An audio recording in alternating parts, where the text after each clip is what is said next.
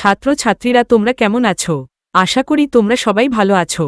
তোমরা সবাই ভালো থাকবে। ভিডিওটা শুরু করার আগে তোমাদেরকে বলি, তোমরা যারা এই চ্যানেলে নতুন আছো তারা অবশ্যই ভিডিওটিকে সাবস্ক্রাইব করবে। ভিডিওটি ভালো লাগলে তোমরা অবশ্যই সকলকে শেয়ার করবে। শক্তি চট্টোপাধ্যায়ের দ্বারাও কবিতাটি এখন আমরা ভালোভাবে বুঝে নেব। মানুষ বড় কাঁদছে, তুমি মানুষ হয়ে পাশে দাঁড়াও। এখানে কবি বলছেন, যখন মানুষ দুঃখে কাঁদে তখন অন্য মানুষের কর্তব্য তার পাশে দাঁড়ানো।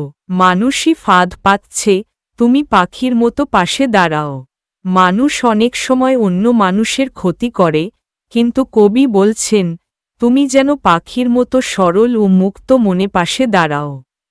মানুষ বড় একলা, তুমি তাহার পাশে এসে দাঁড়াও। মানুষের একাকিত্বের কথা বলা হয়েছে, সেই একাকী মানুষকে সঙ্গ দেওয়ার আহ্বান জানানো হয়েছে। তোমাকে সেই সকাল থেকে তোমার মতো মনে পড়ছে।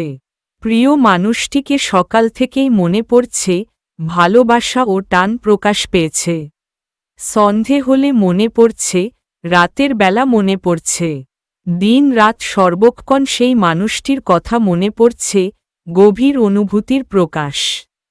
মানুষ বড় একলা, তুমি তাহার পাশে এসে দাঁড়াও। আবারও একাকিত্বের কথা বলে পাশে দাঁড়ানোর গুরুত্ব বোঝানো হয়েছে। এসে দাঁড়াও, ভেসে দাঁড়াও এবং ভালোবেসে দাঁড়াও। দুঃখে থাকা মানুষের পাশে দাঁড়ানোর বার্তা পুনরায় দেওয়া হয়েছে। মানুষ বড় কাঁদছে, তুমি মানুষ হয়ে পাশে দাঁড়াও।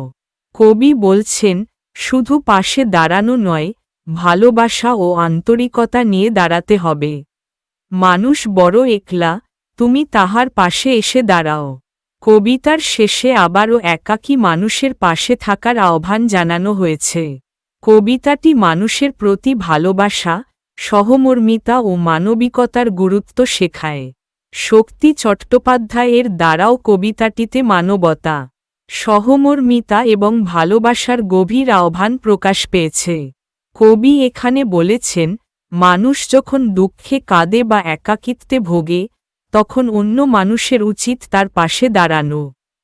মানুষই ফাঁদ পাতছে লাইনে মানুষের স্বার্থপরতা ও নিষ্ঠুরতার দিকটি তুলে ধরা হয়েছে।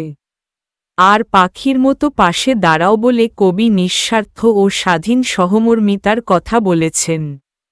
পুরো কবিতায় বারবার পাশে দাঁড়াও কথাটি ব্যবহার করে কবি বোঝাতে চেয়েছেন যে, ভালোবাসা ও সহানুভূতি দিয়েই মানুষের কষ্ট লাঘব করা সম্ভব।